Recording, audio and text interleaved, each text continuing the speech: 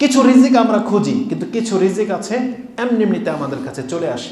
আপনি দেখেন নাই, মাছ ধরার দৃশ্যতেই বোঝায়, আপনি জাল মারছেন, মাছ ওঠে নাই, কিন্তু জাল মারার সময় কিছু নলা মাছ কিন্তু লাফ দিয়ে উঠে যায়, দেখেন না? জাল পেতেছেন, লাফ দিয়ে উঠে গেছে আপনার জালে, আর আপনি জাল মারতেছেন, মাছ আসে না। তাহলে কিছু রিজিক যে আপনার কাছে লাফিয়ে আসে, এইগুলো হচ্ছে তার প্রমাণ। বাপদাদার সূত্রে যারা যা কিছু পেয়ে গেছেন, এগুলো লাফিয়ে আসা রিজিক। আপনি সারা জীবন চেষ্টা করলেও আপনার বাপদাদার এই জমানো সম্পদ আপনি হয়তো করতে পারতেন না। যে রাজত্ব আপনি পেয়ে গেছেন, এটা আপনার বাপদাদার ফল, তারা দিয়ে গেছে আপনার কাছে। এই রিজিকের জন্য আপনি চেষ্টা করলেও পারতেন না, এটা আল্লাহর পক্ষ থেকে এমনি আপনাকে দিয়ে দেওয়া হয়েছে। ঠিক তেমনি আল্লাহ বলেছেন, ইউদরিকুমুল মউত, মৃত্যু তোমাকে খুঁজে বের করবে। ওয়ালাউ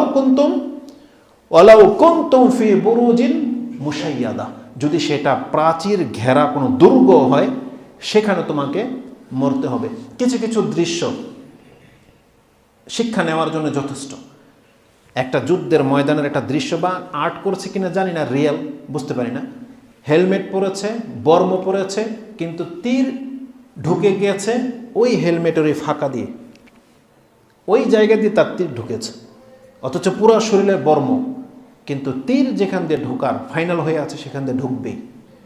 মুহাম্মদুর রাসূলুল্লাহ সাল্লাল্লাহু আলাইহি ওয়াসাল্লামের তকদিরে যেগুলো লেখা ছিল তা বাস্তবায়ন হয়েছেই, যদিও তিনি দোয়া পড়তেন, যদিও তিনি আল্লাহর উপরে ভরসা পূর্ণ মাত্রায় ছিল, যদিও তিনি বর্ম পরেছেন, যদিও তিনি হেলমেট পরেছিলেন, তারপরে তাকে রক্তাক্ত হতে হয়েছে।